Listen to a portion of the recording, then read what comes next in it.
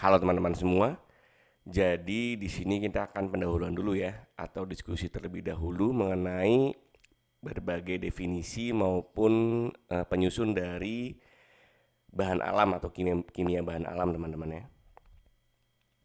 Di sini adalah sasaran belajar atau outline kita kali ini. Yang pertama kita mengenal yang namanya itu metabolit sekunder teman-teman ya, yang menjadi tujuan dari kimia bahan alam.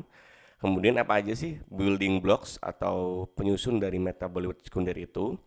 Dan yang terakhir kita secara umum ya mengetahui bagaimana proses pencarian bahan aktif ataupun disebut juga drug discovery ya, atau pencarian obat gitu dari natural product chemistry atau kimia bahan alam. Ya. Nah, pendahuluan terlebih dahulu. Jadi secara terminologi biasanya untuk kimia bahan alam atau natural product teman-teman, itu dia mengacu kepada suatu metabolit sekunder ya. Nah, kalau misalnya ada metabolit sekunder berarti ada metabolit primer dong ya kan. Nah, kalau metabolit primer ya, primer itu adalah suatu zat ya atau kelompok zat yang digunakan untuk pertumbuhan teman-teman ya. Pertumbuhan dan juga reproduksi ya. Pertumbuhan dan reproduksi ya. Nah, kalau sekunder itu nanti kita bahas nih, ada fungsinya. Nah, kalau primer kan biasanya kan jumlahnya banyak teman-teman ya. Nah, kalau sekunder ini biasanya jumlahnya sedikit. Nah, gitu. Nah, kalau misalnya sekunder ini berarti bukan untuk pertumbuhan teman-teman ya, bukan untuk pertumbuhan dan juga untuk reproduksi ya. Pertumbuhan maupun untuk reproduksi. Jadi kalau misalnya primer itu biasanya gunanya untuk pertumbuhan dan reproduksi, contohnya misalnya karbohidrat ya. Karbohidrat, protein ya, lemak. Itu adalah contoh-contoh dari metabolit primer. Nah, kalau metabolit sekunder itu adalah suatu zat kimia ya atau suatu senyawa kimia yang tidak digunakan untuk pertumbuhan maupun reproduksi. Contohnya misalnya fenolik, contohnya misalnya golongan ya, golongan fenolik, ya, alkaloid, ya, terpenoid gitu. Terpenoid. Nah, golongan si metabolit sekunder ini yang dikejar nih pada natural product chemistry atau kimia bahan alam ya. Ini beberapa fungsi dari metabolit sekunder. Yang pertama itu biasanya dia material toksik teman-teman ya, karena dia biasanya digunakan untuk pertahanan atau untuk melawan predator ya di situ ya biasanya. Terus yang kedua itu senyawa kimia tersebut itu yang dari metabolit sekunder itu dia untuk menarik lawan jenis biasanya. Terus yang ketiga biasanya itu dia berwarna ya atau punya gugus kromofor berarti. Karena dia digunakan untuk menarik maupun untuk memperingatkan spesies lain supaya tidak mendekat. Nah, tadi sudah dibahas ya bahwa si metabolit sekunder itu biasanya sifatnya toksik teman-teman. Nah, biasanya karena toksik ini dia bisa digunakan untuk berbagai kebaikan ya, atau digunakan untuk aktivitas biologis nantinya gitu. Makanya dia punya sifat biasanya anti kanker ya kan. Karena sifatnya toksik tuh biasanya. Nah, nanti tinggal kita mainkan di dosisnya aja untuk pengobatan kanker tersebut, misalnya anti kanker, misalnya anti diabetes ya.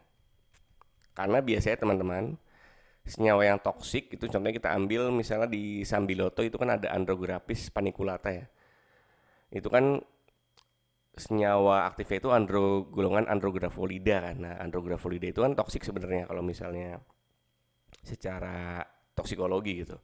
Nah, tetapi selain toksik dia juga bersifat sebagai anti kanker gitu. Nah, biasanya si metabolit sekunder itu dia toksik sifatnya karena digunakan untuk melawan predator, tapi dia punya keuntungan si material tersebut dia punya sifat-sifat untuk digunakan sebagai anti kanker, biasa seperti itu tuh gitu.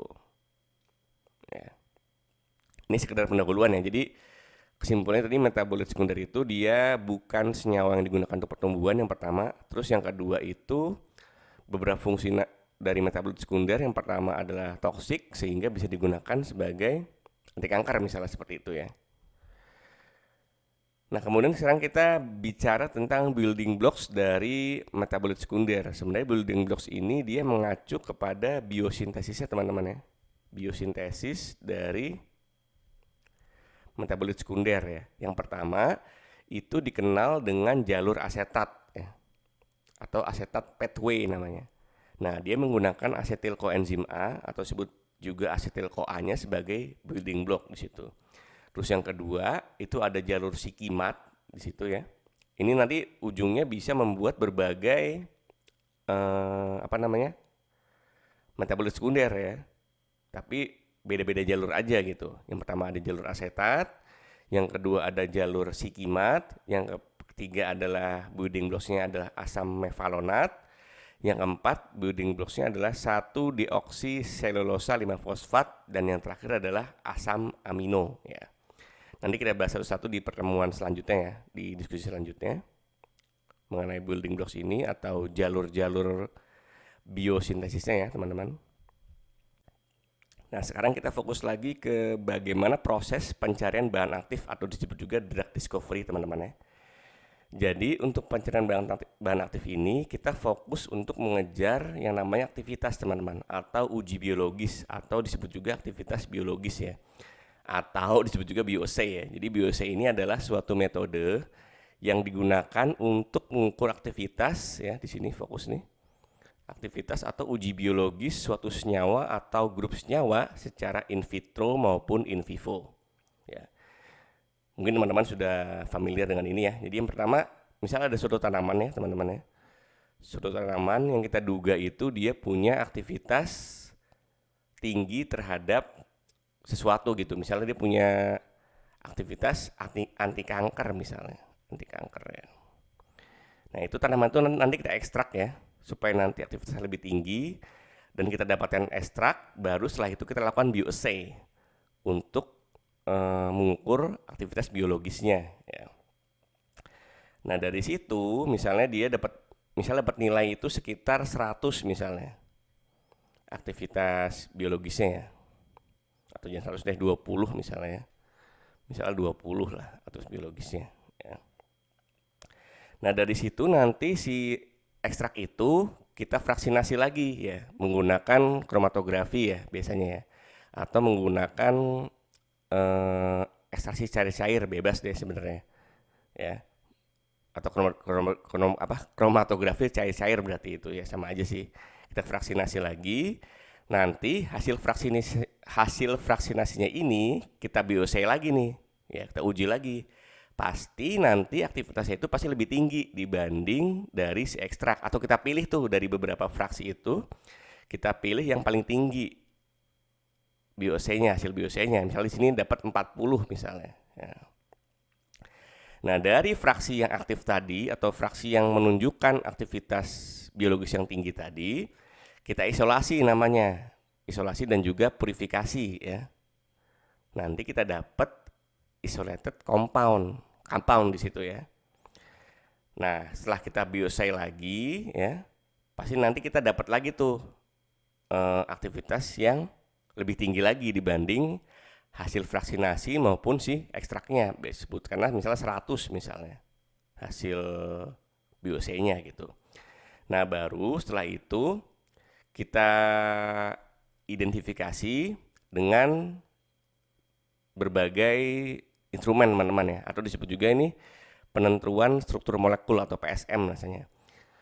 Kita bisa gunakan UV yang pertama, yang kedua itu kita gunakan IR untuk menentukan gugus fungsinya, kemudian MS ya, dan terakhir itu kita gunakan NMR ya. Nanti dari situ kita dapat tuh senyawa aktif yang memiliki aktivitas tertinggi untuk uji biologis. Nah, dari situ kita bisa dapat tuh namanya tadi komponen bioaktif yang sudah teridentifikasi, atau rumus strukturnya seperti apa sih sebenarnya gitu dari si tanaman tadi yang di awal. Nah, ini prosesnya proses cukup panjang teman-teman ya. Dari ekstraksi nanti dapat ekstraknya, kemudian setelah itu difraksinasi ya, kalau kita bisa rangkum ya. Pertama ekstraksi dulu ya, ekstraksi. Terus kemudian habis itu difraksinasi lagi, kita pilih yang tertinggi ya nanti itunya. Terus yang terakhir adalah isolasi dan juga purifikasi ya. Purifikasi. Ini untuk mendapatkan komponen bioaktif yang memiliki nilai bioassay atau aktivitas tertinggi di situ ya. Nah, ini bisa digunakan, bisa dilakukan secara in vitro maupun in vivo, teman-teman. Jadi seperti itu ya, proses pencarian bahan aktifnya ya. Nah, untuk instrumen tadi ada 4 ya, untuk proses struktur molekulnya penentuannya ada UV, IR, MS dan juga NMR di situ ya. Oke, tadi sudah terakhir. Sekarang ini referensi apa aja yang saya gunakan untuk pembuatan diskusi kali ini. Ada Medicinal Natural Product dari Paul M. Dewick ya. Kemudian ada juga buku ini nih, Natural Product Biosynthesis. Kemudian ada Chemistry for Pharmacy Student, dan terakhir ini sebagai apa namanya sih, dasar-dasar kimia organik ya dari Fessenden ya, seperti itu.